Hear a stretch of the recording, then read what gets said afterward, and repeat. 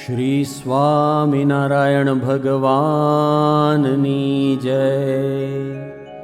श्री अक्षर पुरुषोत्तम महाराजनी जय। अक्षरधाम नाजे अहो अधिपति सहजानंद श्री हरि सर्वांतर्यामी सदा सकलना सर्वज्ञ सर्वोपरि माया काल रवि शशि सुरगणे जेनी शिराज्ञादरी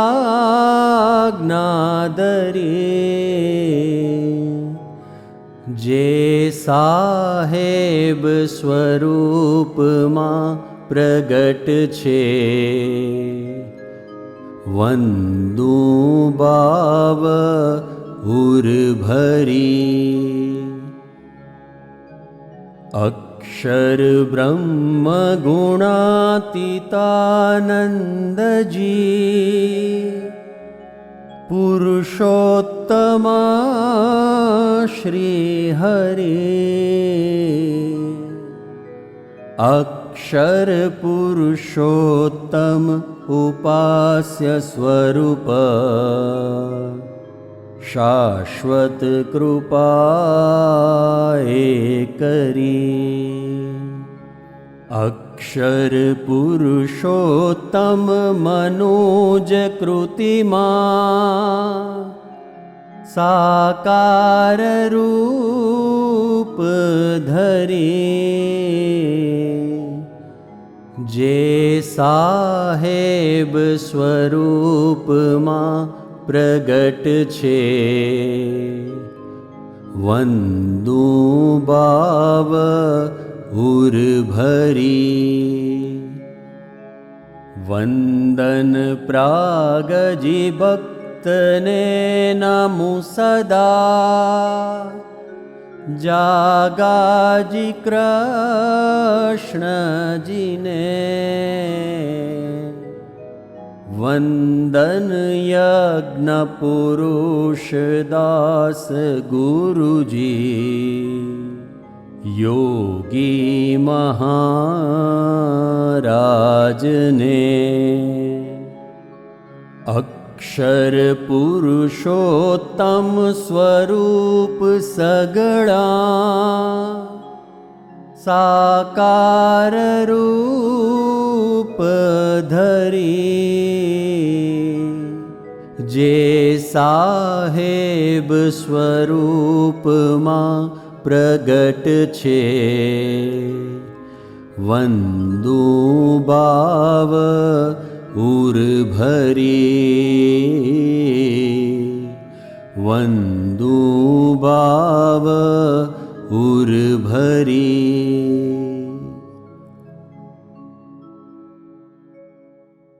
સહજાનંદ સ્વામી મહારાજની જય, શ્રીમુક્ત અક્ષર પુરુષોત્તમ મહારાજની જય, યોગી વારસદાર સંત ભગવંત સાહેબજીની જય જય જય, શ્રી સ્વામિનારાયણ મંદિર કળશ મહોત્સવની જય જય જય.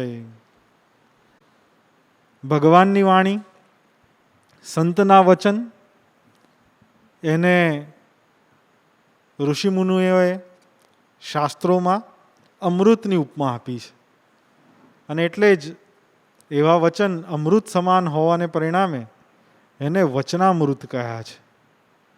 આપણે ખરેખર ખૂબ નસીબદાર છીએ. કૃપાવંત પ્રભુએ સ્વયં એવા વચનામૃતના ઉદ્ગાર કરી એની ખરાઈ કરી આપીને કે હા આ એ જ વચન છે જે મેં ઉચ્ચાર્યા છે, હા આ એ જ વાત છે જે હું કરવા માંગુ છું, એવી પ્રમાણિત વાત 200 વર્ષ પછી અને આવનારા સેંકડો હજારો લાખો વર્ષ સુધી આ પ્રૂફ સ્વરૂપે રહેશે અને એ જે વાત એનો અર્ક, એનો મર્મ એનો એ જ રહે એવી ભાવના સાથે ભગવાને પોતે એ વાણીને એ વચનને ખરાઈ કરી આપી, પ્રમાણિત કરી આપ્યા અને આપણને બક્ષિસમાં આપ્યા. એ સમયના નંદ પંક્તિના સંતોને પણ વંદન કરવા ઘટે કે જેમણે કાન ધ્યાન દઈને સાંભળીને અને વચનામૃતના નોંધ કરી રાખી, તો આપણને એ આજે સુલભ થયા, સહજ પ્રાપ્ત થયા. ભગવાને સ્વયં ઉચ્ચાર્યા હોય અને સ્વયં પ્રમાણિત કર્યા હોય એવા વચનામૃત ભગવાન શ્રી સ્વામિનારાયણના વચનામૃત સિવાય કદાચ ભાગ્યે જ આ પૃથ્વી પર શક્ય હશે. એટલે આ દુર્લભ ગ્રંથ છે, અમૂલ્ય ગ્રંથ છે. અને એ વચનામૃત સહજ રીતે સમજવા અથવા તો પચાવી દેવા એ સહેલા પણ નથી. અને એટલા માટે ભગવાન ધારક સંતની અનિવાર્યતા છે. સાહેબ દાદા આપણા ઉપર કૃપાનો ધોધ વરસાવી રહ્યા છે. આખા આ કોરોના કાળ દરમિયાન કેટલા બધા કાર્યક્રમો સત્સંગલક્ષી કરાવીને આપણને સત્સંગાભિમુખ કર્યા છે, ભગવાનની સન્મુખ કર્યા છે. ભગવાનમાં રહેતા કહેતા ભગવાન ધારક સંતની સ્મૃતિમાં રહેતા કર્યા છે. એમણે કેટલા ભાતના પર્વો ઉજવાવ્યા, કેટલા બધા આયોજનો કર્યા. અને હમણાં છેલ્લે પણ આપણે વાત કરશું, ઉપાસનામાં સભા યોજો અને એવી સ્મૃતિ આપીને પણ જ્ઞાન ગંગાનો લાભ એમણે આપ્યો. અને વળી હમણાં એમ કે શાંતિભાઈ તમે વાત કરશો ને, વચનામૃત સમજાવો, મંદિરમાંથી સભા કરો, બધું આયોજન એ કરી આપે. અને આપણા પર કેવળ કૃપા વરસાવ્યા જ કરે છે. સાહેબ દાદા એવા દયાળુ છે અને એમની જ આજ્ઞાથી આજની આ સભાનું આયોજન થયું છે, જેમાં સદગુરુ સંત પરમ પૂજ્ય શાંતિદાદા આપણને વચનામૃતના નિરૂપણ કરશે. એ આપણા માટે ખૂબ અમૂલ્ય લાહવો છે. શાંતિદાદા, અશ્વિન દાદા સૌ સદગુરુ સંતોના શ્રીમુખે, સંત ભગવંત સાહેબજીના શ્રીમુખે ભગવાનની એ વાતને જીવનના પ્રેક્ટિકલ આચરણમાં મૂકવા માટે સમજવી એ બહુ દુર્લભ લાહવો છે. અને એવો લાહવો આજે આપણને પ્રાપ્ત થયો છે. સદગુરુ સંત પરમ પૂજ્ય અશ્વિન દાદા, પૂજ્ય રતિ કાકા, પૂજ્ય હર્ષદ દાદા, સંતો અક્ષરમુક્તો પારમિતામાં એકત્રિત થયા છે. સૌના હૈયે, અને આપ સૌ પણ ડિજિટલ માધ્યમથી જ્યારે જોડાયા છો ત્યારે સૌના હૈયે આ વચનામૃતના નિરૂપણને માણવાનો અને એને જીવન આચરણમાં મૂકવાનો ભાવ જાગ્યો છે. ત્યારે આપણે જોરદાર તાલીઓ સાથે પરમ પૂજ્ય શાંતિદાદાને આસન પર આવકારીએ છીએ અને આપણને આજે વચનામૃતના નિરૂપણનો લાહવો આપે તેવી પ્રાર્થના કરીએ છીએ. સદગુરુ સંત પરમ પૂજ્ય શાંતિદાદા.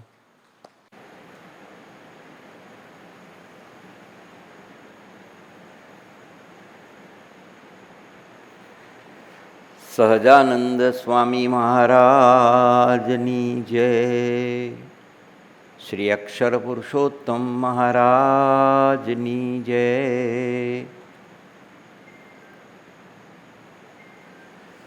શ્રીમદ સદ્ગુણશાલિનમ ચિદચિદી વ્યાપ્તમ ચ દિવ્યાકૃતિમ જીવે સાક્ષરમુક્તકોટિસુખદમ નૈકાવતારાધિપમ જ્ઞેયં શ્રીપુરુષોત્તમં મુનિવરૈર્વેદાદિકીર્ત્યં વિભું तं મૂલાક્ષરયુક્તમેવ સહજાનંદં ચ વંદે સદા. વાણી અમૃતથી ભરે મધુસમે સંજીવની લોકમાં દ્રષ્ટિમાં ભરી દિવ્યતા નિરખતા સુદિવ્ય ભક્તો બધા. હૈયે હેત ભર્યું મીઠું જનનિશું ને હાસ્ય મુખે વસ્યું તે શ્રી જ્ઞાનજી યોગીરાજ ગુરુને નિત્યે નમું ભાવસું. જે સાક્ષાત મહિમાતણું સ્વરૂપને આનંદની મૂર્તિ છે, તેજસ્વી શુરવીર વત્સલયતિ સ્વામી શ્રીજી ધામ છે. જેને સ્વાશ્રયી કર્મયોગે અનુપમ સ્થાપી પરમ સાધના ભાગીદાર યોગી તણા સંત ભગવંત સાહેબને વંદના.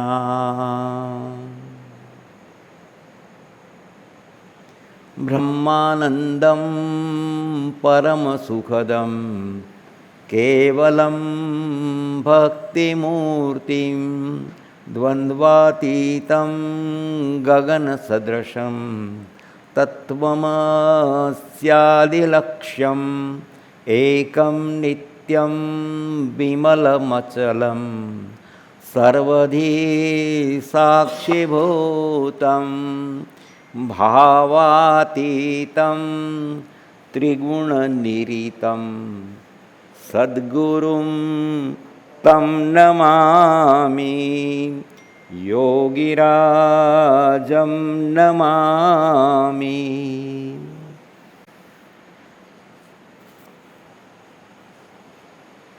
પરમ પૂજ્ય સાહેબ દાદાએ કૃપા કરી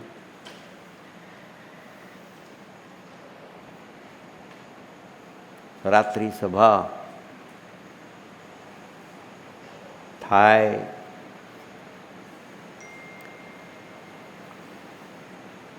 અને રોજ આપણને મનન ચિંતન કરવાનું સુગમ થાય એ માટે આ કાર્યક્રમ ગોઠવ્યો છે. મહારાજ હતા ત્યારથી સભાઓ તો થાય. યોગી બાપા પણ 5 ટાણાની સભા કરાવતા. સાહેબ દાદાનો પણ એવો જ આગ્રહ છે. ફેર એટલો કે કર્મયોગી સાધકો છીએ, ભક્તો પણ કર્મયોગમાં છે, એટલે 5 ટાણાની જગ્યાએ સવારમાં ભેગા થઈ આરતી ધૂન પ્રાર્થના થાય ને રાત્રિ સભા થાય. એટલે આ સભાનું આયોજન સાહેબ દાદાએ પોતે કરી આપ્યું. અશ્વિન દાદા, રતિ કાકા, હર્ષદ દાદા, સંતો સર્વ વચનામૃત સમજાવે. આ સમજાવે જ્યારે શબ્દ આવે છે ને ત્યારે વિચાર એવો આવે કે સમજે ને સમજાવે. કારણ કે જ્યારે સાધક આ વાંચે ને, સમજાવવાનો તો આદેશ છે, પણ પહેલું એને સમજે અને પછી સમજાવે. એ રીતે આ વચનામૃતના વાંચન રોજ થાય અને આપણને જીવન જીવવાની સમજ પડે, દ્રઢતા થાય.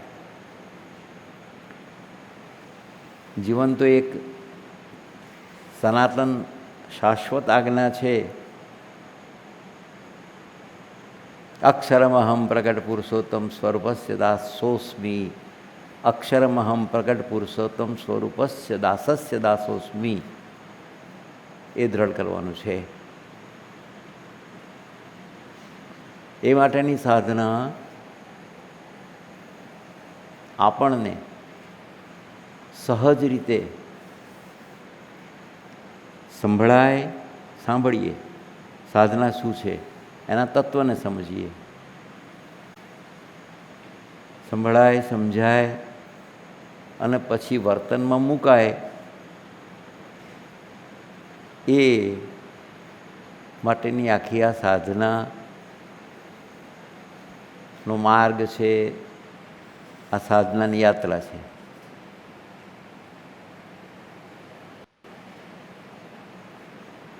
કરવાનું તો એ છે દાસ બનીને, દાસત્વ ભાવે સદગુરુ પાસે એના ચરણોમાં વર્તન કરીને મેં કૃષ્ણ મેં મુરારી એ સ્થિતિએ પહોંચો, છતાં પણ દાસ ભાવ અખંડ રહે. એ સાધના છે. ક્યારે કે સેવામાં હોઈએ,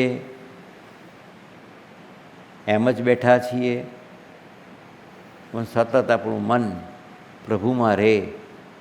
એ જે સાધના કરીને પામવાનું છે, મનને પ્રભુમાં, એની મૂર્તિની સ્મૃતિમાં, અને સમગ્ર વિચાર, વાણીને વર્તન પણ એને ગમે એવા જ થાય. એ આપણી સાધના છે. એ કરવા માટે આ સાહેબ દાદાએ આપણી પર બહુ મોટી કૃપા કરી ના સંતો સદગુરુઓ પાસેથી આપણને એની સમજ પણ મળશે, જ્ઞાન મળશે અને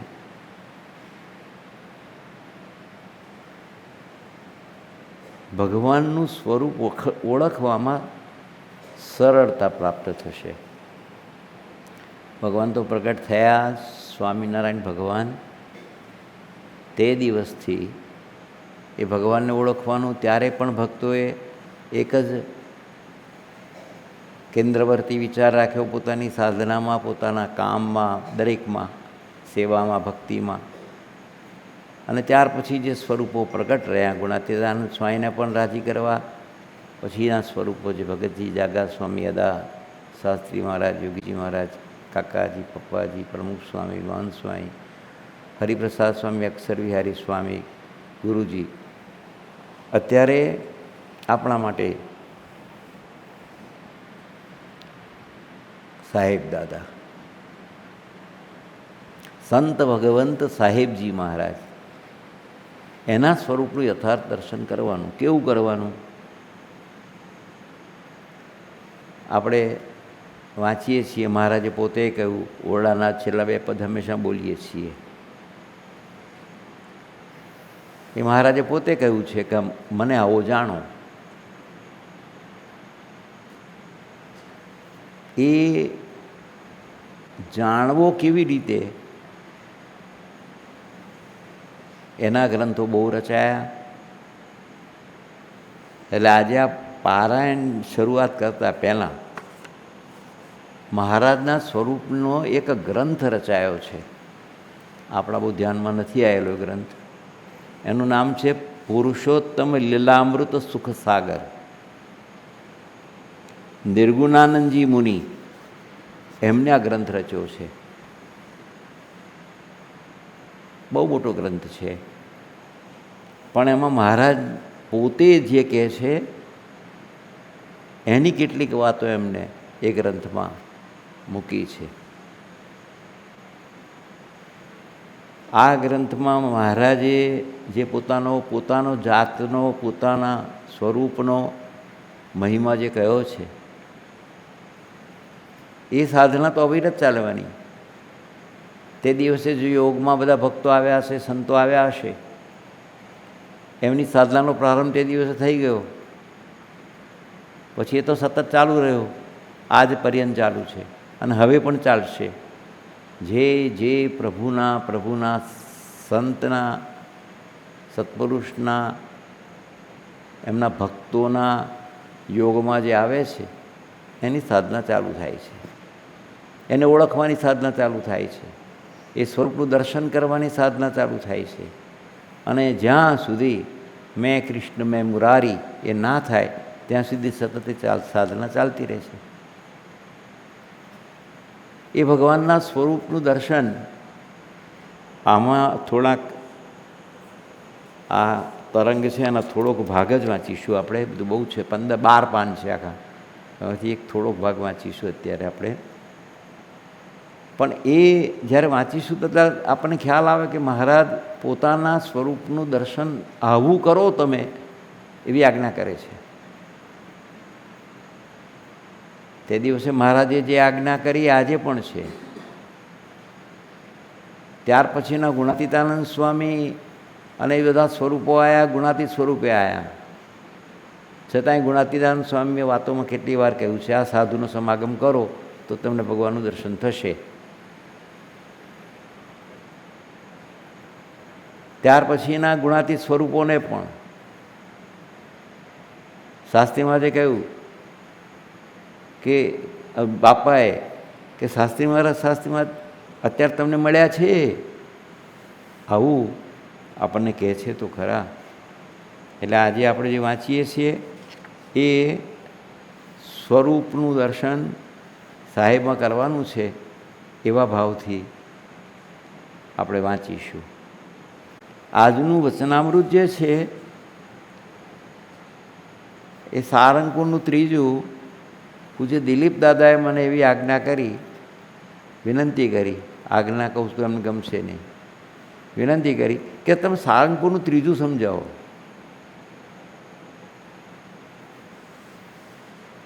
એટલે સારંગપુરનું ત્રીજું એનું ટાઇટલ છે એ વચનામૃતનું શ્રવણ, મનન, નિધિધ્યાસ અને સાક્ષાત્કાર. એનું ટાઇટલ છે એ વચનામૃતનું.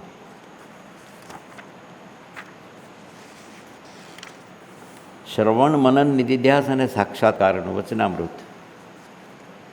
એટલે સાંભળવાનું, મનન કરવાનું, ચિંતન કરવાનું, નિધિધ્યાસ એટલે ચિંતન, રોજનો અધ્યાસ, નિત્ય અધ્યાસ, નિધિધ્યાસ, અને પછી એનો સાક્ષાત્કાર કરવાનો. તો આજે આપણે આ શરૂઆતના કેટલાક પદ છે એ વાંચીએ અને ત્યારે મનમાં સંકલ્પ એવા કરીએ કે મહારાજ આપે જે કહ્યું, તમારા સ્વરૂપનું વર્ણન જે બધા ભક્તો આગળ આપે જે કહ્યું છે અને બતાવ્યું છે, એ જ સ્વરૂપ અત્યારે અમને સાહેબ દાદા સ્વરૂપે પ્રાપ્ત થયું છે અને એનો સાક્ષાત્કાર અમારે કરવો છે.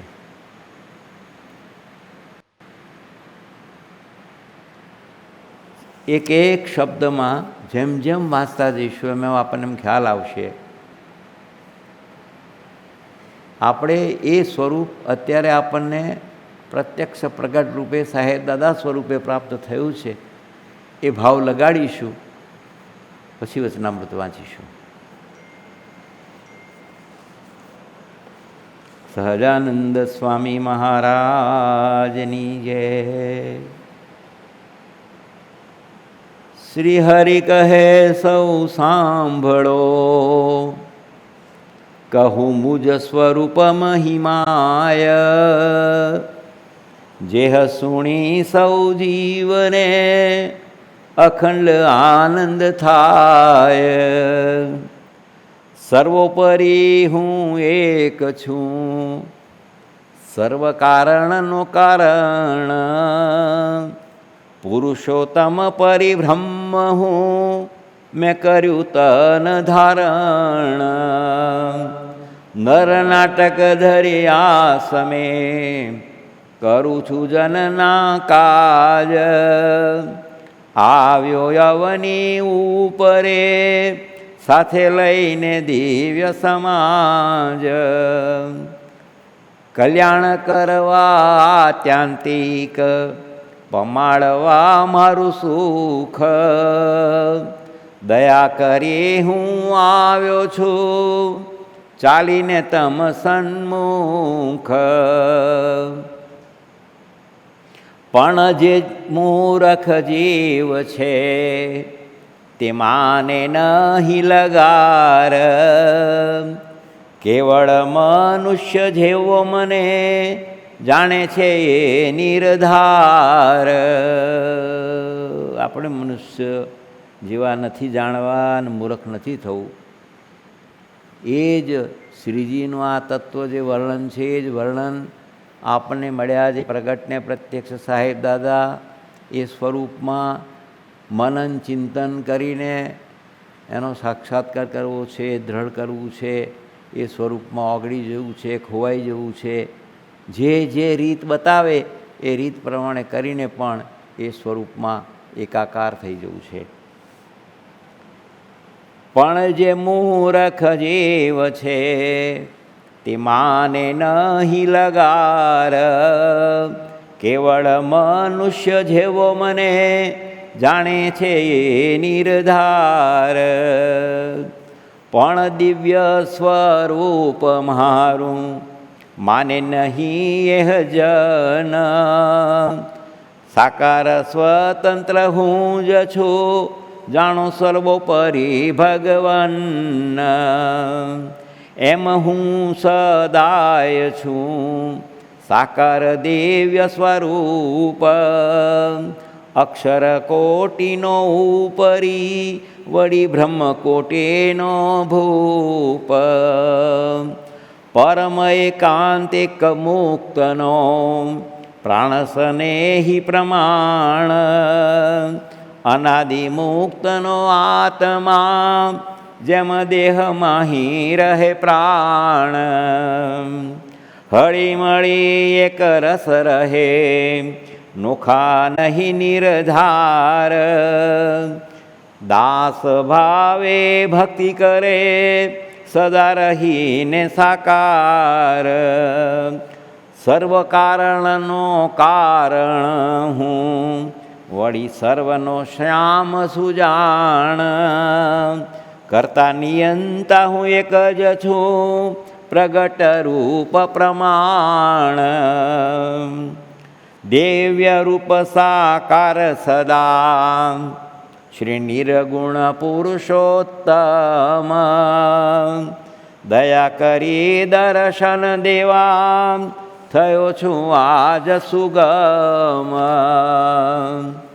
મારી મૂર્તિને વિશે નથી ત્યાગ ભાગ લગાર, જેમ સાકરના રસ તણી મૂર્તિ હોય શુભ સાર, તેમ ત્યાગ ભાગ નહીં જરા, એમ જાણી લેવો મન માય, તેમજ આ દિવ્ય મૂર્તિમાં ફેર સમજવો નહીં કાય, એમ સમજી સૌ તમે રાખો મારી મૂર્તિમાં હેત, પ્રગટ હું તમને મળ્યો એમ કહ્યું કરુણાનિકેત,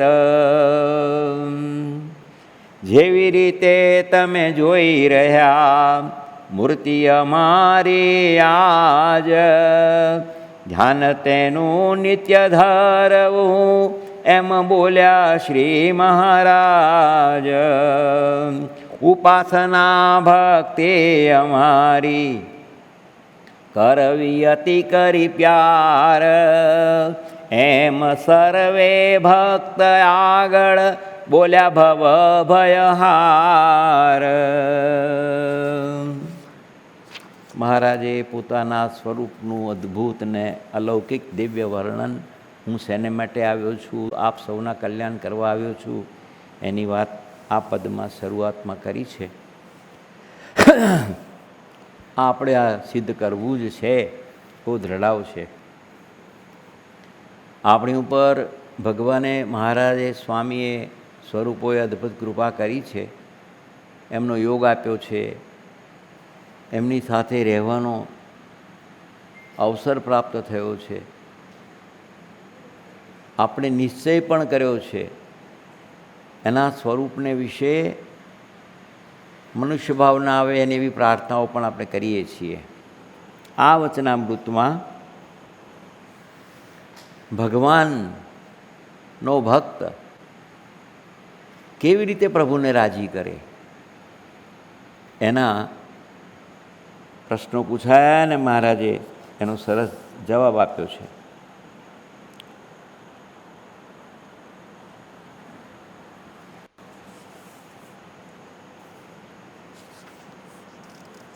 પહેલું વચનામૃત વાંચીએ, પછી એની વાત કરશું. વચનામૃત સારંગપુરનું ત્રીજું, શ્રવણ, મનન, નિધિધ્યાસ અને સાક્ષાત્કારનું. સ્વામિનારાયણ હરે સંવત 1877ના શ્રાવણવદી સાતમને દિવસ સાંજને સમયે શ્રીજી મહારાજ ગામ શ્રી સારંગપુર મધ્યે જીવા ખાચરના દરબારમાં ઓરડાની ઓસરીએ ઢોલિયા ઉપર વિરાજમાન હતા અને શ્વેત પહાગ મસ્તકે બાંધી હતી અને કાળા છેડાનો ખેસ ઓઢ્યો હતો ને ધોળો ખેસ પહેર્યો હતો ને પોતાના મુખારવિંદની આગળ મુનિ તથા દેશ દેશના હરિભક્તની સભા ભરાઈને બેઠી હતી. પછી સ્વયં પ્રકાશાનંદ સ્વામીએ શ્રીજી મહારાજને પ્રશ્ન પૂછ્યો છે, હે મહારાજ, એક ભક્ત તો નાના પ્રકારની પૂજા સામગ્રી લઈને પ્રત્યક્ષ ભગવાનની પૂજા કરે છે. અને એક ભક્ત તો નાના પ્રકારના માનસિક ઉપચારે કરીને ભગવાનની માનસી પૂજા કરે છે. એ બે ભક્તમાં શ્રેષ્ઠ તે કોણ છે? ત્યારે શ્રીજી મહારાજ બોલ્યા, જો ભગવાનને વિશે પ્રેમે કરીને અતિ રોમાંચિત ગાત્ર થઈને તથા ગદગદ કંઠ થઈને જો ભગવાનની પ્રત્યક્ષ પૂજા કરે છે, અથવા એવી જ રીતે ભગવાનની માનસી પૂજા કરે છે, તો એ બે શ્રેષ્ઠ છે. અને પ્રેમે કરીને રોમાંચિત ગાત્ર અને ગદગદ કંઠ થયા વિના કેવળ શુષ્ક મણે કરીને પ્રત્યક્ષ ભગવાનની પૂજા કરે છે તોય ન્યૂન છે, અને માનસી પૂજા કરે છે તોય ન્યૂન છે. માનસી પૂજા કરવાની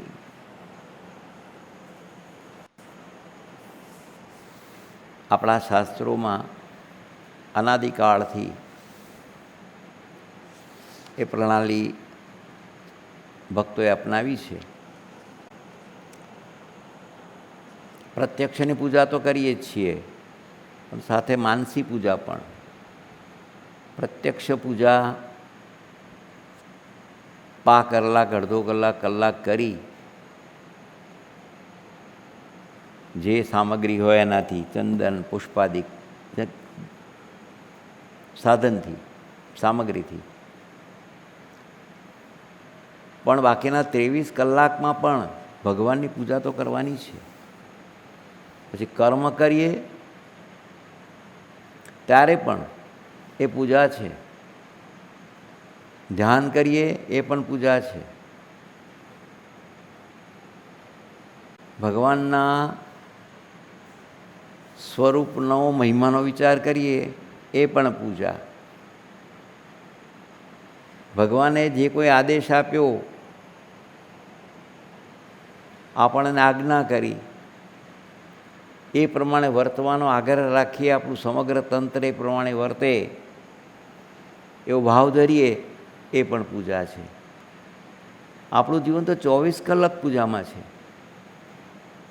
જેમાં પ્રભુના સ્વરૂપને કેન્દ્રમાં રાખીને કોઈ પણ ક્રિયા કરવામાં આવે એ આપણા માટે પૂજા છે. એટલે અહીંયા પ્રશ્નનો જવાબ આપતા મહારાજ એમ બોલ્યા કે બે પૂજામાં કઈ શ્રેષ્ઠ? તો મહારાજ કહે છે, ભગવાનને વિશે પ્રેમે કરીને અતિ રોમાંચિત ગાત્ર થઈને તથા ગદગદ કંઠ થઈને જો ભગવાનની પ્રત્યક્ષ પૂજા કરે છે, અથવા એવી રીતે જ ભગવાનની માનસી પૂજા કરે છે, તો બે શ્રેષ્ઠ છે. આ શ્રેષ્ઠ છે. જે વખતે સાહેબ દાદાના ભાલમાં તિલક કરીએ તે વખતે સાક્ષાત શ્રીજી મહારાજનું પૂજન કરું છું, ગુણાતીતાનંદ સ્વામીનું પૂજન કરું છું, યોગી બાપાનું પૂજન કરું છું. એવો ભાવ હૃદયમાં ઉભરાય અને આપણી આંગળી જ્યારે એમના ભાલને વિશે સ્પર્શ કરે ત્યારે હૃદયમાં આ ભાવ સાથે જો થાય તો એ પૂજા જરૂર જરૂર જરૂર સાહેબ સ્વીકારે, શ્રીજી મહારાજનું સ્વીકારે.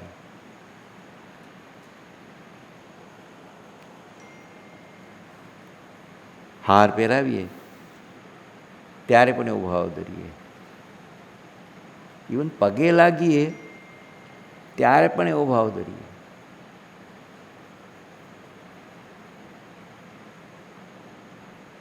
એમના દર્શન કરીએ ત્યારે પણ, દર્શન કરીએ ત્યારે હમણાં જે શ્રીજી મહારાજની મૂર્તિનું વર્ણન આ પદોમાં આવ્યું, એ જ મને મળ્યા એ.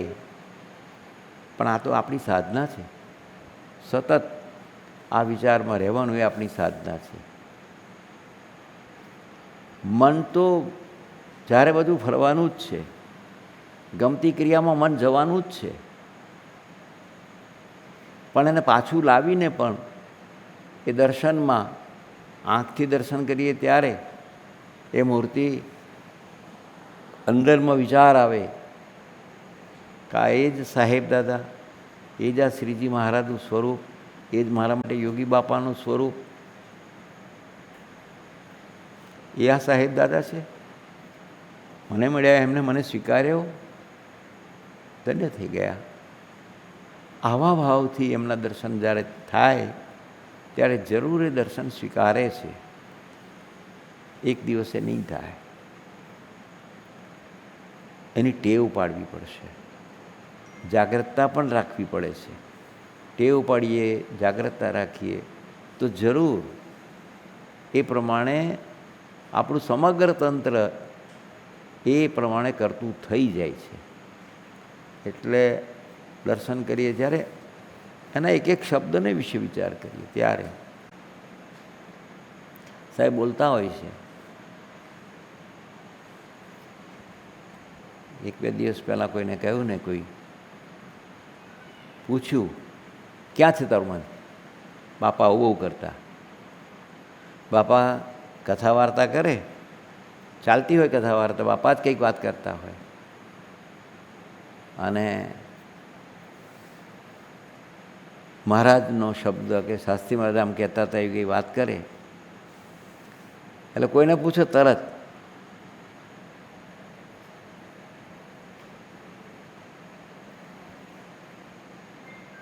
હે મહેન્દ્રભાઈ શું વાત આવી કહો. એટલે પેલા બિચારા આવે, આ તો અંતર્યામી પુરુષ હતા, એટલે તરત પકડે કે આનું મન અત્યારે બીજે છે તો એને જાગૃત કરીને પાછા લઈ આવીએ અને અહીંયા બેઠા છે તો એ લાભ લે એનો. એ મહેન્દ્રભાઈ શું વાત આવી? તો પેલા વિચાર કરે કે શું વાત આવી, કારણ કે સાંભળ્યું તો હોય નહીં. બાપાઓ બહુ કરતા, બહુ આનંદ કરાવતા, જબરજસ્ત આનંદ કરાવતા, મૂર્તિ બહુ આપતા. હેતુ એક જ હતો, મન નિર્ગુણ થઈ જાય.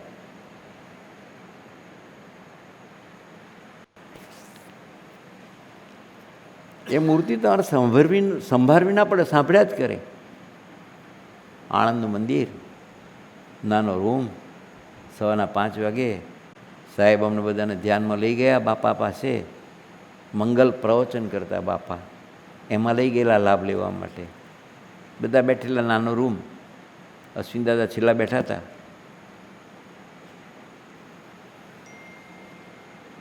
મૂર્તિ કેવી સુંદર આપે છે.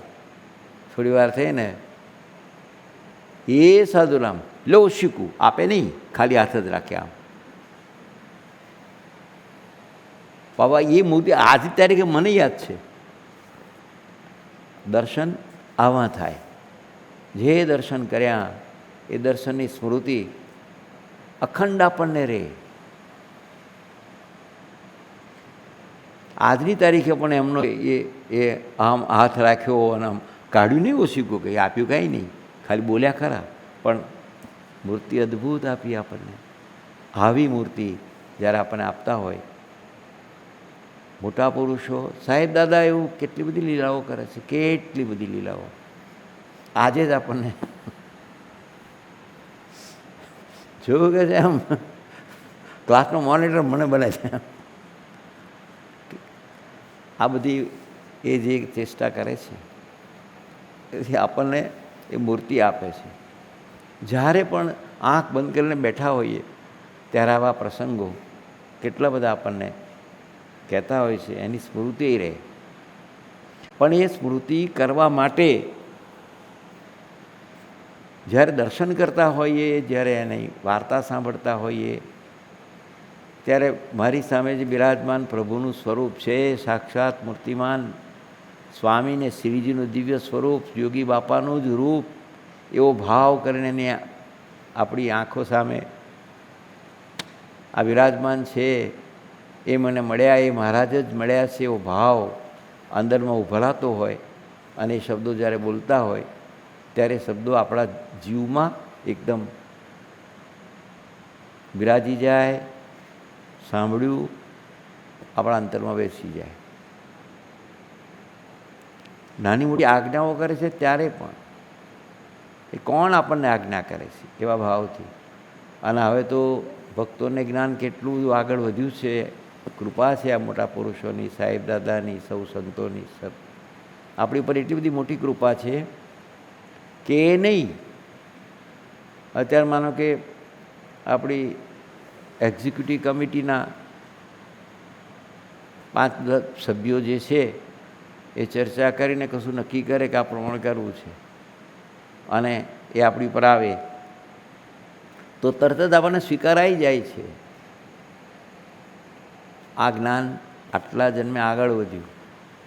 એમની આજ્ઞા એ સાહેબ દાદાની જ આજ્ઞા, એમની આજ્ઞા એ યોગી બાપાની આજ્ઞા, એમની આજ્ઞા એ, કારણ કે એ 10 જે મુક્તો છે એ બધા સાહેબની મૂર્તિ ધારીને નક્કી કરે છે.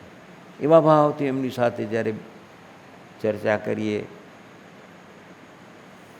એવા ભાવથી એ નક્કી કરે અને એ જ્યારે આપણી પાસે આવે ત્યારે એવા ભાવથી થાય. એ સાચા અર્થમાં એ સાહેબના સ્વરૂપનું યથાર્થ દર્શન છે. એટલે પ્રેમે કરીને રોમાંચિત ગાત્ર થઈને, ગદગદ કંઠ થઈને જો માનસી પૂજા કરે કે સાક્ષાત સ્વરૂપની પૂજા કરે તો બંને જ ઉત્તમ છે. ત્યારે સોમલેખાચાર્ય પૂછ્યું જેવી રીતે જે પ્રેમમગ્ન થઈને પ્રત્યક્ષ ભગવાનની પૂજા કરતો હોય અથવા માનસી પૂજા કરતો હોય તે ભક્ત કયે લક્ષણે કરીને ઓળખાય?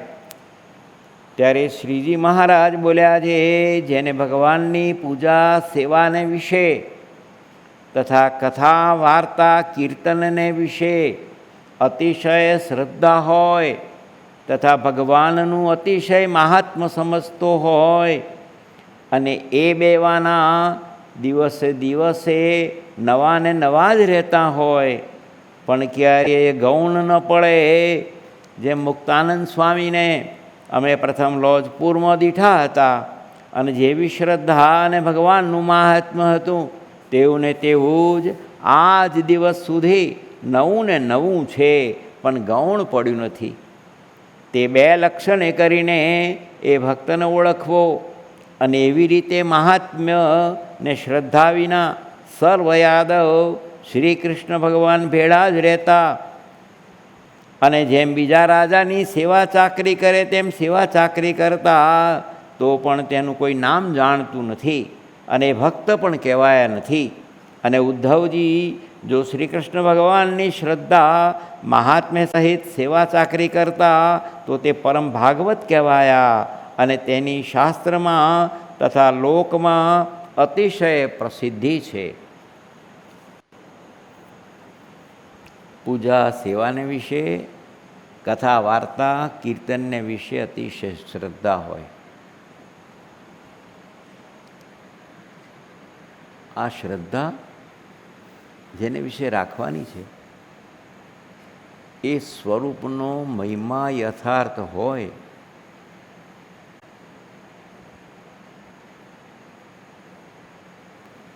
તો શ્રદ્ધા દ્રઢ રહે છે.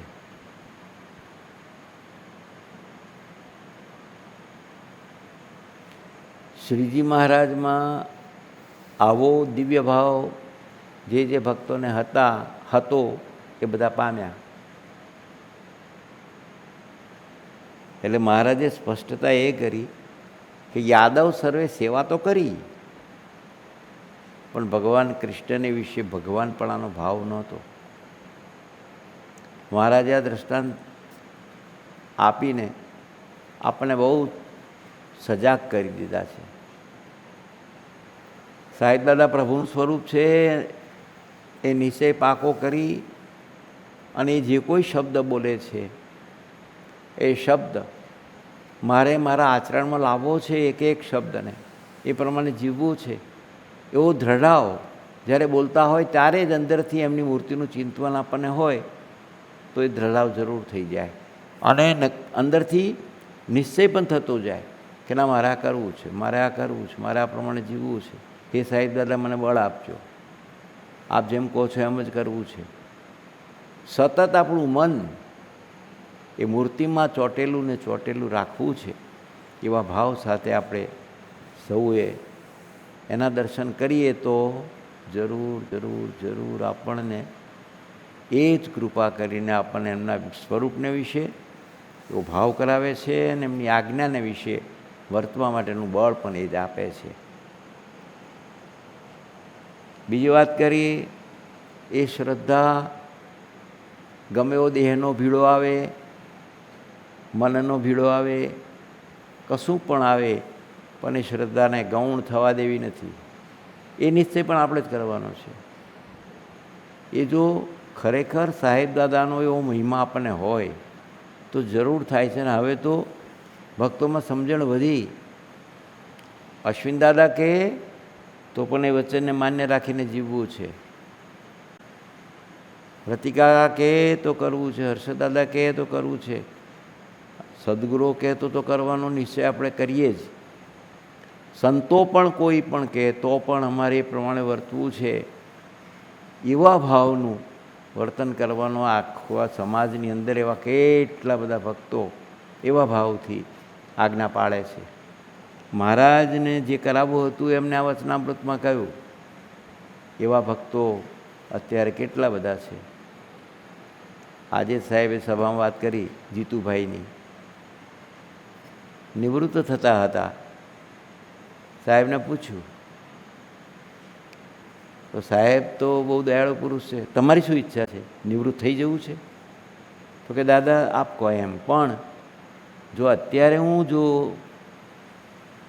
આ મારું કામ ચાલુ રાખું તો જે કંઈ થાય બધું મારાથી ભગવાનના ભક્તોની સેવા થાય, ભગવાનની સેવા થાય, આપણે રાજી કરવામાં એ બધું વપરાય. અને ખરેખર એમને એ રીતે છેલ્લા 10 વર્ષથી એટલી બધી સેવાઓ કરી. આ વસ્તુ મારે નિવૃત્ત થવું કે ના થવું એ નક્કી મારે નથી કરવું દયાળુ, પણ મારો ભાવ આવો છે. આવા ભક્તો સાહેબ કહે કરે, અશ્વિન દાદાની આજ્ઞા પાળે, એ સાક્ષાત શ્રીજી મહારાજની છે, યોગી બાપાની આજ્ઞા છે. એવા ભાવથી આજે કેટલો મોટો સમાજ તૈયાર થયો છે. નાના નાના બાળકો પણ, એક નાનું બાળક છે 4 સાડા 4 વર્ષનું, આપણી ઇન્દિરાની છોકરી, એને સાહેબજીએ કહ્યું હશે કે જો હમણાં છે ને એને પૂછ્યું કે દાદા મને આવવું છે ત્યાં દર્શન કરવા, તો કે અત્યારે ના આવાય, અત્યારે તો કોરોના છે, અમે કહીશું તને આવવાનું. એવું એને સાહેબ દાદા હતી કે વાત હશે. તો અત્યારે કોઈ કહે ને સ્વાતિ હમણાં આવવાના ને, તો અમે જઈએ તારે આવવું છે? સાહેબ દાદાએ ના પાડી છે, આપણાથી ના જવાય.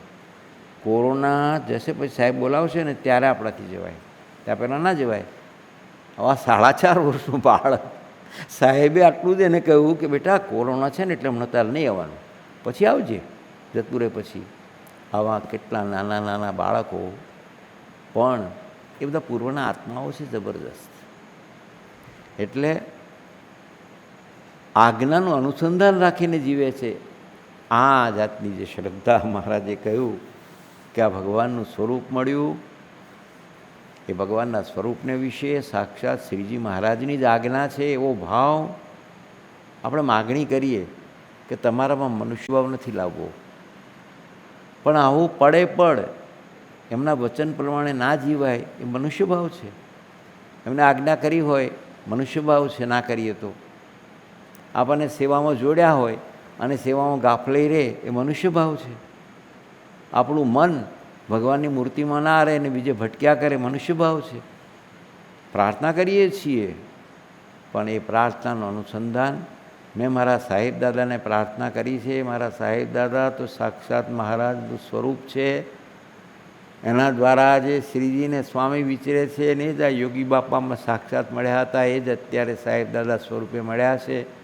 એમના એક એક શબ્દને મારે જીવવું છે. મારું મન મને જો આડું આવે દયાળુ, તો મારા મનને હું બાજુ પર રાખીને તમારી આજ્ઞામાં જ સતત પ્રવૃત્ત રહું ને એ પ્રમાણે તમને રાજી કરવું, એ માટે મને બળ આપજો. એવી પ્રાર્થનાઓ સતત થતી રહે તો જરૂર બળ મળે આપણને સૌને. અને એવું કરવાનું આપણે ભગવાન પાસે માગવું છે અને આપણે સાહેબ દાદા પાસે માગવું છે. હવે આ બધું સાહેબે આજ્ઞા કરી એ પ્રમાણે મારે મારા તંત્રને વર્તાવવું છે એવો મને અંદર ભાવ પણ છે. એ આજ્ઞા સાંભળી ત્યારે શબ્દોને મારે ચિંતન કરવું છે, મનન કરવું છે. એટલે આગલો જે પ્રશ્ન આવે છે, આવું મહારાજનું વચન હોય, આવા આપણા પ્રભુનું વચન હોય, એ વચનને આપણા જીવનમાં સાકાર કેવી રીતે થાય એની વાત આવે છે. પછી નિર્વિકારાનંદ સ્વામીએ પ્રશ્ન પૂછ્યો છે, હે મહારાજ, શ્રવણ, મનન, નિધિધ્યાસ અને સાક્ષાત્કાર તે કેને કહેવાય? ત્યારે શ્રીજી મહારાજ બોલ્યા છે, શ્રોત્રે કરીને વાર્તા સાંભળવી તેને શ્રવણ કહીએ, અને જે વાર્તા શ્રવણ કરી હોય તે વાર્તાનો મને કરી વિચાર કરીને જેટલી વાર્તા ત્યાગ કર્યા યોગ્ય હોય તેટલીનો ત્યાગ કરે, અને જેટલી વાર્તા ગ્રહણ કર્યા યોગ્ય હોય તેટલીનું ગ્રહણ કરે તેને મનન કહીએ. અને જે વાર્તા નિશ્ચય કરીને મનને વિશે ગ્રહણ કરી હોય તેને રાત દિવસ સંભાળવાનો જે અધ્યાસ રાખવો તેને નિધિધ્યાસ કહીએ.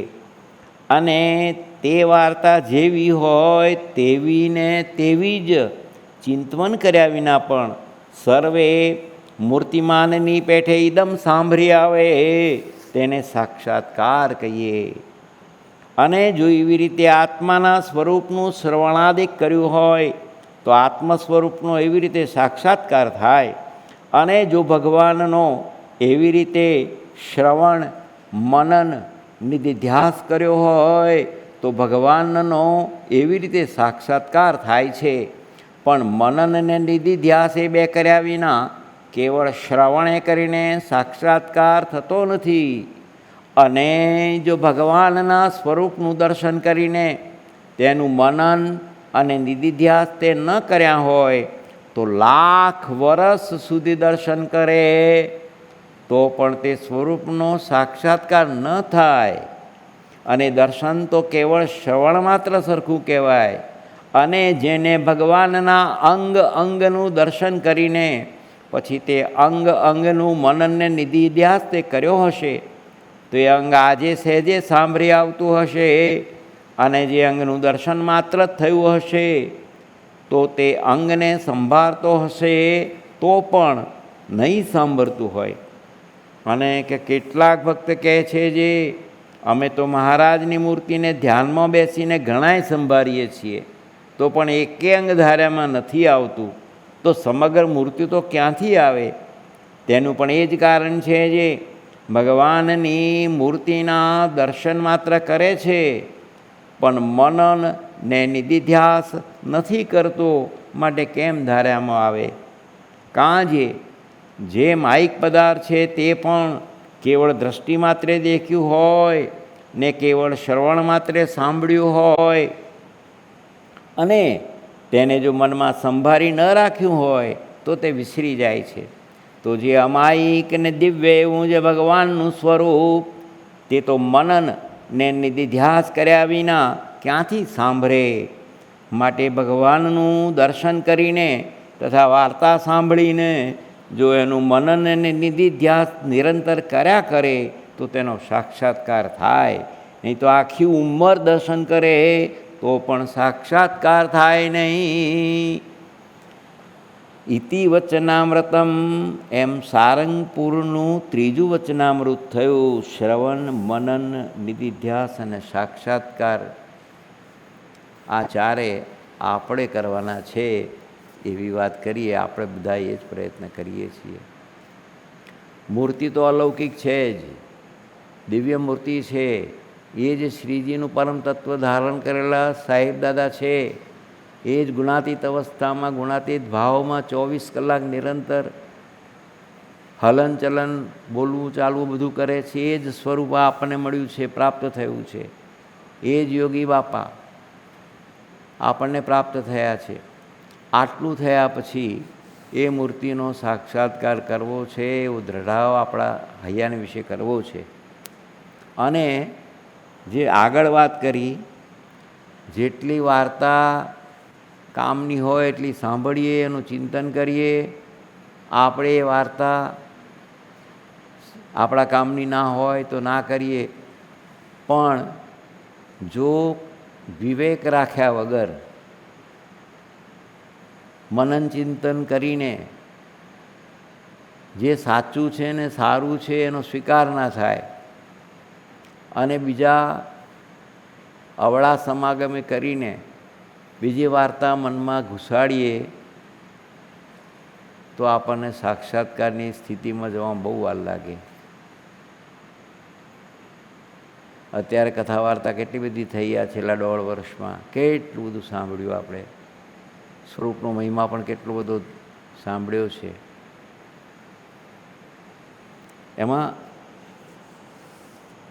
અંગ અંગનું મનને નિધ્યાસ કરવાની વાત પણ અમે મહારાજે કરી. શ્રીજી મહારાજના સર્વ અંગો એ મૂર્તિના દર્શન કરીએ ત્યારે ધારી લીધા. એ જ રીતે સાહેબજીના પ્રત્યેક અંગના દર્શન આપણે કરીએ અને એ ધારીને પછી જ્યારે બેસીએ ધ્યાનમાં ત્યારે એક પછી એક સર્વ અંગો સર્વ મૂર્તિના દર્શન આપણને થાય. એની સાથે સાથે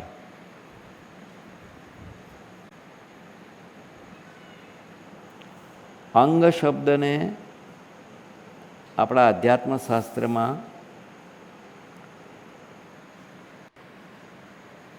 અંગ એટલે આખું શરીરનો એક ભાગ. હાથ એ અંગ, આંખ એ અંગ, ચરણ એ અંગ.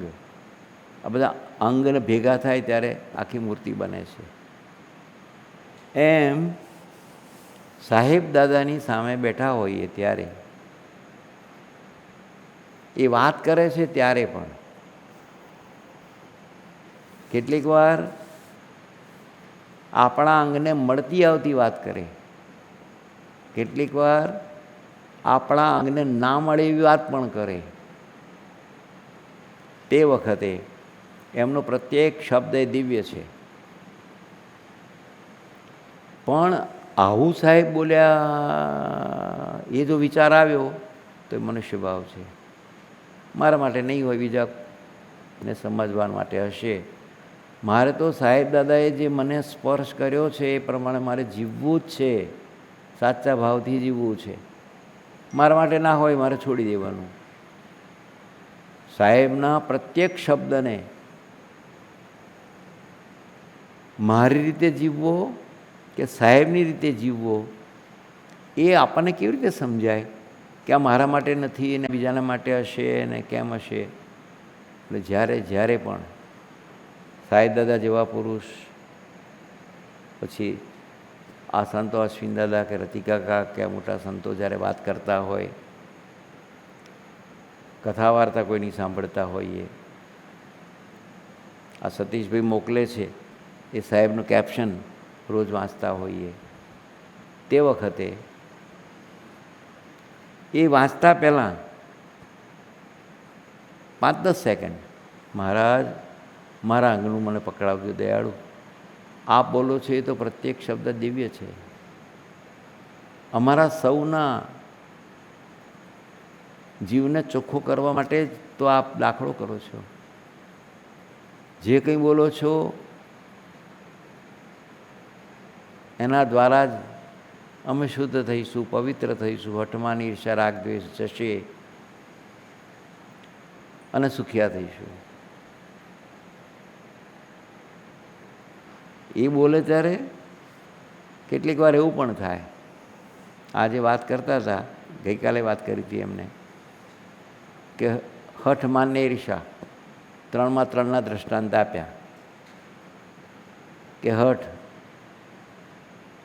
તો ફોઈબાએ નડી, ઈર્ષાની વાત કરી તો જીવા ખાચરને નડી, માન તો અલયા ખાચરને નડ્યું. આપણે સાંભળીએ તો એટલી સમજણ ના પડી એને એ વિષય આપણો નથી. આપણો વિષય ત્યાં શું છે કે હું એ હઠ માનની ઈર્ષાના પ્રસંગમાં હું ના લેવાઈ જાઉં, માન મને ના નડે, ચારના નામ બોલે મારું ના બોલે તે વખતે મને સહેજ પણ અંદર હાલ્યું એ મારું માન છે એ ચિંતન ચોક્કસ થાય. પણ એવા ભાવથી સાહેબ દાદા જે બોલે છે આપણા સર્વ જીવને રૂડું કરવા માટે જ સભામાં બેઠા છે, બધાના પ્રશ્નોના સમાધાન કરવા માટે એક એક શબ્દ બોલતા હોય છે. એવા ભાવથી એમની વાણી તો અમૃતવાણી એટલે તો કહેવાય છે, પરાવાણી એટલે તો કહેવાય છે. એ પરાવાણી છે, અમૃતવાણી છે. એમનો પ્રત્યેક શબ્દ એ આપણા જીવને શુદ્ધ પવિત્ર કરે છે એવા ભાવથી. એટલે બેસીએ ત્યારે જ હે દાદા, આપ તો સાકાર મહારાજ, તમારા દ્વારા અત્યારે વિચરણ કરે છે અને અમને આપ પ્રાપ્ત થયા છો. આપ જે કંઈ કરો એનો સ્વીકાર, અમારે જે કરવાનો હોય એની સમજ દયાળુ તમે આપજો. તમે આપશો તો જે સમજ પડશે ને તો નહીં પડે. અમારાથી ખોટું અમારે લઈને અમારે બીજા વર્ષો બગાડવા નથી. બાકી તો તમે લાખ વર્ષ સુધી કરશો તોય નહીં થાય એટલું કહ્યું. એ તો હું હાલી જવાય એવો સ્ટેટમેન્ટ શ્રીજી મહારાજનું છે. લાખ વર્ષ સુધી આમાં લખ્યું કે આખું જિંદગી કરશો તોય નહીં થાય. અમારે એમાં નથી જવું દયાળુ. અમારી બુદ્ધિને એ રીતે તમે દિવ્ય બનાવી દો. ભગવાનના ભક્તો સાથે કે કોઈની પણ સાથે ચર્ચા વિચારણા કરતી વખતે, વાત કરતી વખતે, કોઈ પ્રવચન ચાલતું હોય ત્યારે પણ અમારી બુદ્ધિને એવી દિવ્ય બનાવો કે એમાંથી અમારે સારું છે, અમારા કામનું છે, અમારા અંતરને પવિત્ર કરનારું છે, શુદ્ધ કરનારું છે. એ લેવા માટે અમને શક્તિ આપો દયાળુ, એવી સમજ આપો. અમારી બુદ્ધિ એવી બનાવી દો જેથી અમે યોગ્ય છે એટલું જ સ્વીકાર કરીએ અને એ રીતે જીવવા માટેની દ્રઢતા કરીએ. સાંભળ્યું તો છે, નિશ્ચય પણ કર્યો છે કે અમારા જીવના રૂડા માટે છે. પછી એનું ચિંતન કરીને એ પ્રમાણે અમારું પડેપણનું વર્તન થાય છે કે નહીં એનો નિધિધ્યાસ કરી અને સમજપૂર્વક એના આચરણમાં મૂકવું છે. એવી પ્રાર્થના સતત ચાલતી રહેશે તો સાહેબ દાદા દયાળુ છે, આપણને બળ આપશે. મહારાજને સ્વામી બહુ દયાળુ છે, બળ આપશે. આ ભાવથી સતત જ્યારે આ કથા વાર્તાનો વાંચી સાંભળી પ્રાપ્તિ કરવી છે એ દ્રઢાવ તો કરવો જ પડે, એ નિશ્ચય તો કરવો જ પડે. અને એ નિશ્ચય કરીને પછી એનો સાક્ષાત્કાર થાય એટલે આપણું જીવનનું વર્તન એવું બને. બે હાથ જોડીને બીજા આગળ નમતા રહેવાની વાત તો કેટલી બધી સાંભળી છે. દાસ થઈ જવાની વાત તો કેટલી બધી સાંભળી છે. દાસનો દાસ છું, તમારી પાસ છું, એવું એમને વરદાન આપ્યું છે આપણને કે હું દાસ છું તો તમારે દાસ તો થવું જ પડે, તો તમારી પાસે રહીશ. સંબંધવાળાની સેવાથી મહારાજ રાજી થાય, આવું કેટલી વાર સાંભળ્યું છે. આ બાપા બોલ્યા છે, લખ્યું છે અહીંયા. ભાઈ સંબંધવાળાની સેવાથી મહારાજ રાજી થાય તો એવી સેવા કરવા માટેનું હે સાહેબ દાદા અમને બળ આપો. આટલું સરસ સૂત્ર આપ્યું છે, રોજ વાંચીએ છીએ. અને એ પ્રમાણે વર્તવામાં, ભગવાનના ભક્તોને રાજી કરવામાં, ભગવાનના ભક્તોને સ્વભાવ ગમાડવા પડે તો એ ગમાડવાનું બળ આપો. એમ કરવાથી અમારા સ્વના ભાવ આગળી જશે. અમને આ સાચું ને આ ખોટું એ ભગવાનના સંબંધે જે હોય એનું, મને તો સાચું જોવું છે અને સારું જોવું છે. આપણને આ જ વસ્તુ સાહેબે કરાવી છે ને એ આપણે કરવું છે. અને જે સત્ય લાદ્યું એનું શ્રવણ કર્યા પછી મનન કરીને મારા જીવનના વર્તનમાં આવે એવો પ્રભુ પાસે આગ્રહ રાખવો છે. એ પ્રમાણે આપણું જીવન બની જાય. એ ખાસ સાહેબ દાદાને, મહારાજ સ્વામી શાસ્ત્રી મહારાજ, જોગી મહારાજ સૌના ચરણોમાં પ્રાર્થના છે. હે દયાળુ, અમારા સૌના અંતરમાં આપ બિરાજો અને સતત આવી જાગ્રતતા રખાવો. અને જે કંઈ સાંભળીએ એ સર્વ મનન ચિંતન કરી અને એ પ્રમાણે 24 કલાક આપની પ્રસન્નતા અર્થે જીવાય એવા અમને સૌને બનાવી દો. એ જ પ્રાર્થના સહેજાનંદ સ્વામી મહારાજની છે. હવે મારે દિલીપભાઈને એક પ્રાર્થના કરવી છે કે આ વચનામૃત ઉપર તમે વિશેષ કંઈક સમજ આપો, વાત કરો, એવી તમને નમ્ર પ્રાર્થના છે.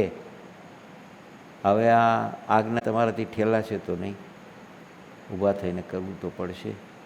આજ્ઞા મેં વિનંતી સ્વરૂપમાં કરી, પણ કંઈક વાત કરું.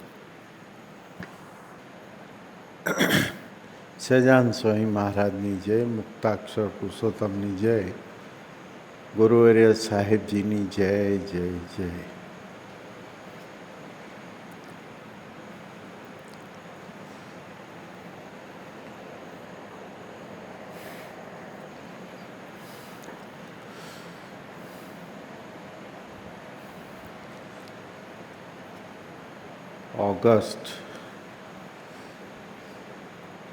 ઓક્ટોબરમાં થોડો ટાઈમ કથા વાર્તા બંધ રહી. આમ તો એપ્રિલ માસથી શરૂ કરી હતી આપણે. અલગ અલગ વિષયો ઉપર અલગ અલગ વક્તાઓ આપણી સમક્ષ આવતા હતા, એમની વાત કરતા હતા, એમના અનુભવ કહેતા હતા.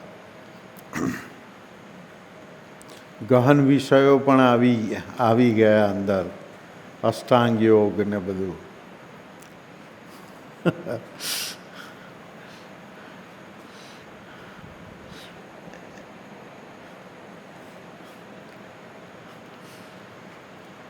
પછી હમણાં સાહેબે પેલો વરસાદ વાવાઝોડાનું આવ્યું એટલે સાહેબ મને કહે છે કે આપણે હમણાં બંધ રાખીએ કે.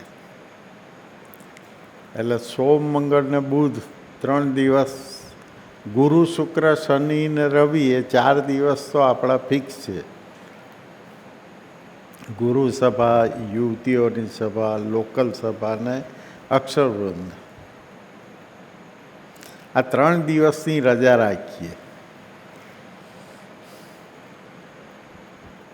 એટલે આપણી જોડે સહજતાથી બોલી શકે એવા સંતો, ભક્તો, ભાઈઓ, બહેનો એમણે મને વાત કરી ફોન ઉપર કે થોડી રાહત લાગે છે કે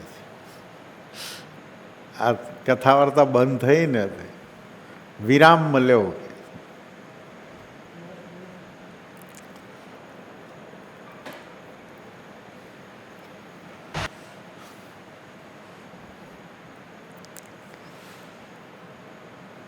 કે બધું બહુ જ સાંભળ કર્યું ને તો બુદ્ધિ ભ્રમિત થઈ ગઈ છે.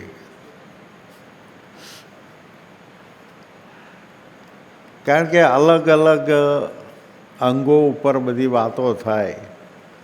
કોઈ પ્રીતિના અંગવાળો હોય, સમજણના વિશ્વાસના અંગે જતો હોય, એને એમ થાય કે સારું આપણને તો આવું બધું થતું નથી. એટલે ગુણાદન સ્વામીએ પોતાની વાતોમાં લખ્યું કે એકવાર મનમાં નિશ્ચય થાય પછી ઝાઝા શબ્દો પડવા ના દેવા, ને તો બુદ્ધિ ભ્રમિત થઈ જાય.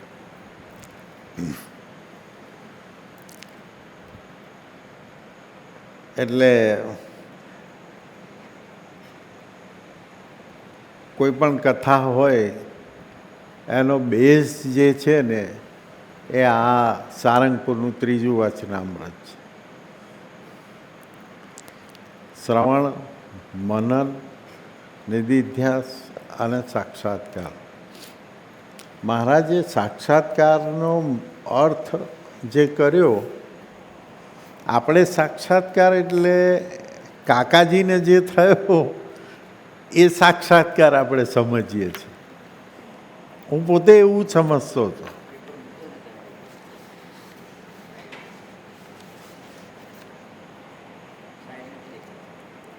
હે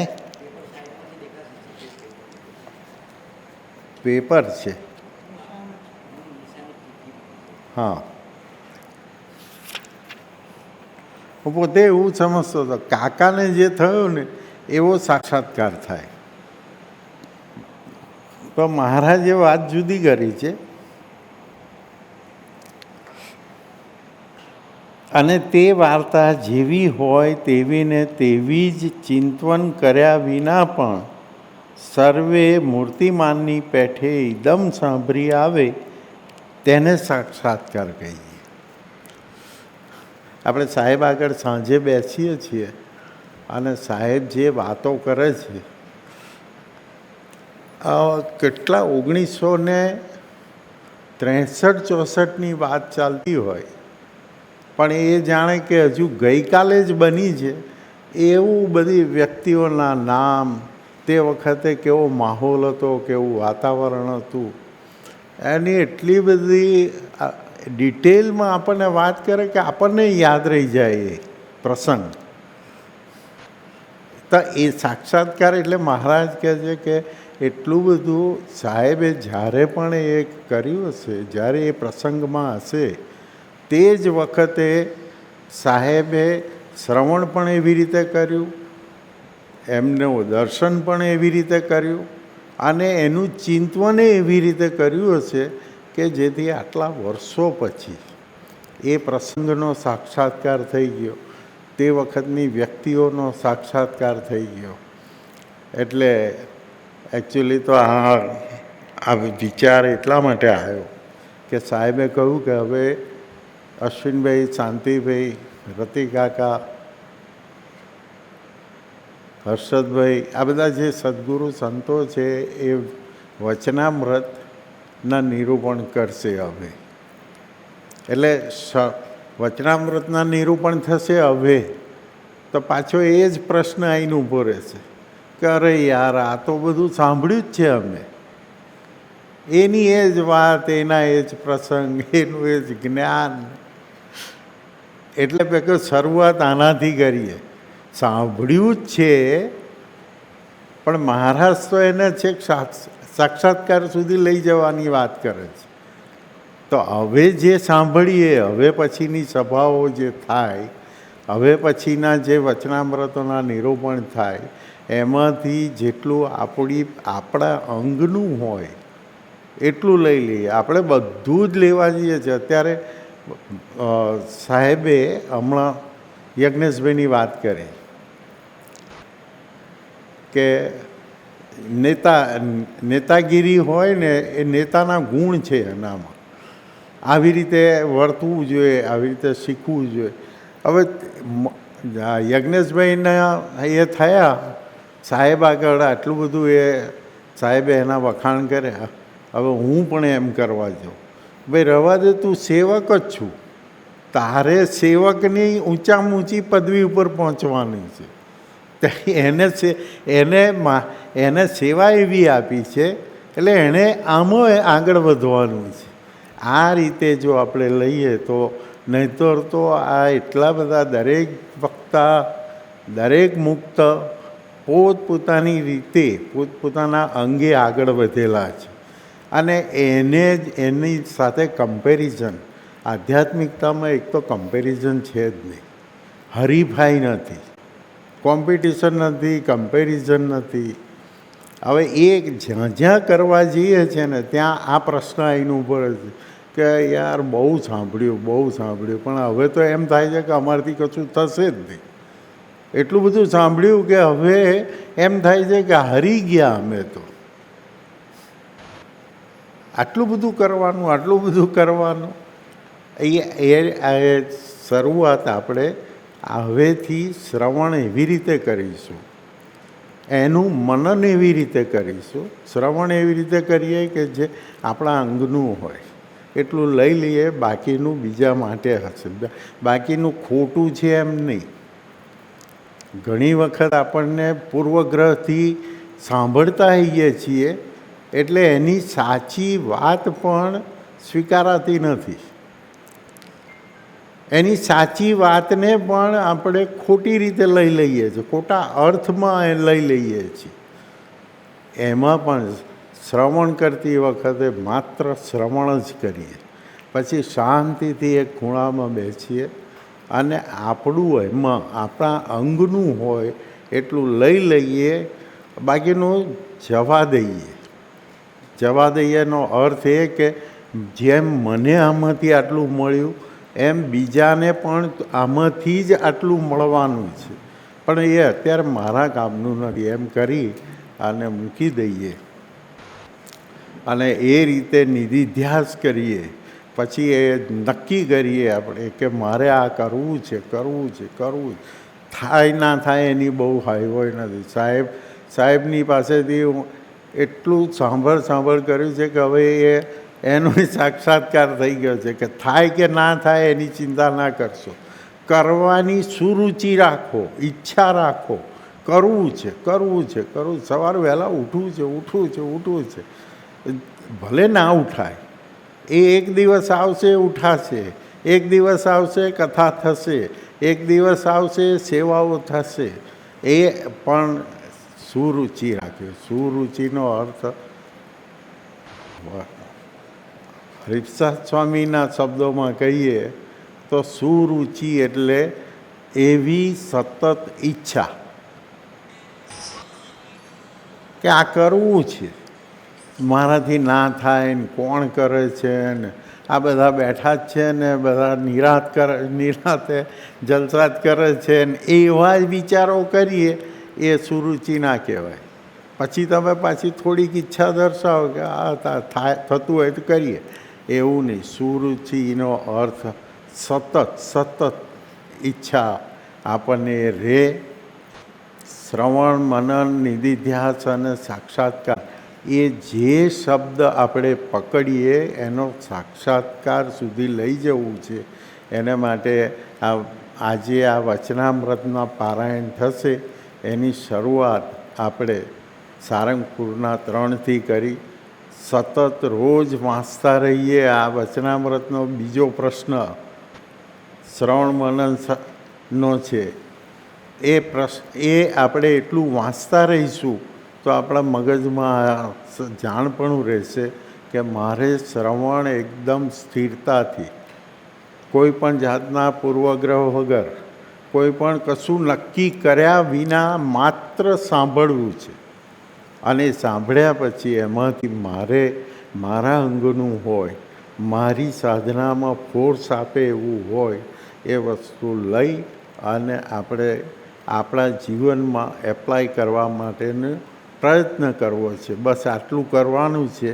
બાકી મોટા ભાગે અત્યારે મારી આગળ જે રજૂઆતો આવી હતી બધી, એ જોઈને મેં શાંતિદાદાને કહ્યું, મેં કહ્યું શાંતિદાદા આ હવે જ્ઞાન છે ને એટલું બધું એ થયું છે કે હવે પ્રેક્ટિકલની જ વાત છે, વર્તનમાં લાવવાની વાત છે. જો વર્તનમાં નહીં લાવે તો પાછા મૂંઝાશે. આ વસ્તુ જો નહીં સમજાય તો કથા વાર્તા પણ મૂંઝવણમાં નાખી દેશે. તો આજે એવી શુભ શરૂઆત શાંતિદાદાએ કરી આપી છે. આવતીકાલે આપણા પરેશભાઈનો પ્રાગટ્ય દિન છે. આપણા સંતો, નાના સંતો છે, વચલા સંતો છે, અને અશ્વિન દાદાના આશીર્વાદ મળશે. પરેશભાઈ તમે જુઓ તો એ કથા વાર્તા સાંભળે છે, કરે છે. એમના જીવનને નજીકથી જોશો તો આ વસ્તુ શ્રવણ મનન નિધિધ્યાસની જે સ્ટેપ છે એ પરેશભાઈએ પોતાના જીવનમાં સાહજિક રીતે વણી લીધું છે.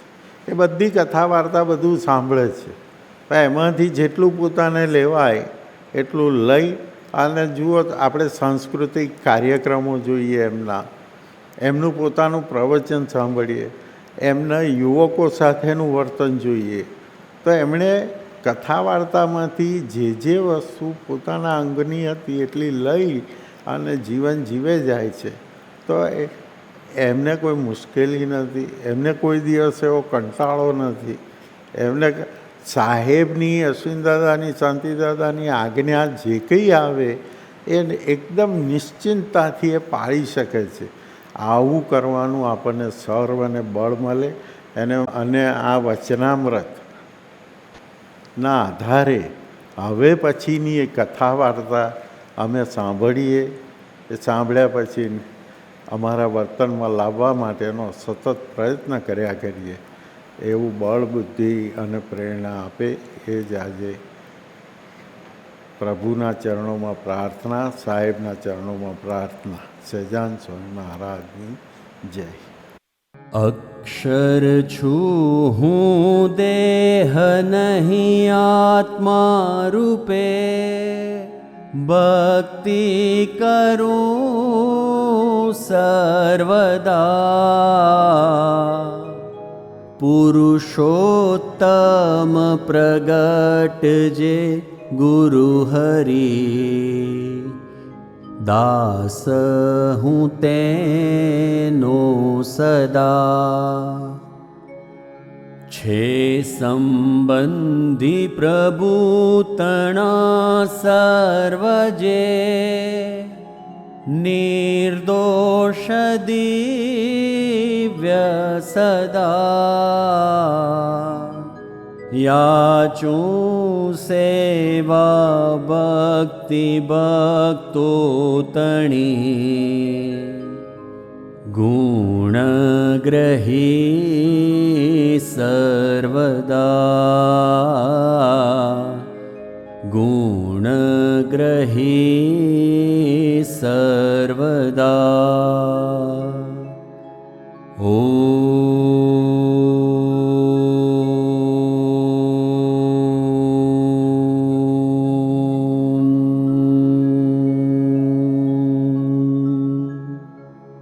જય શ્રી સ્વામિનારાયણ.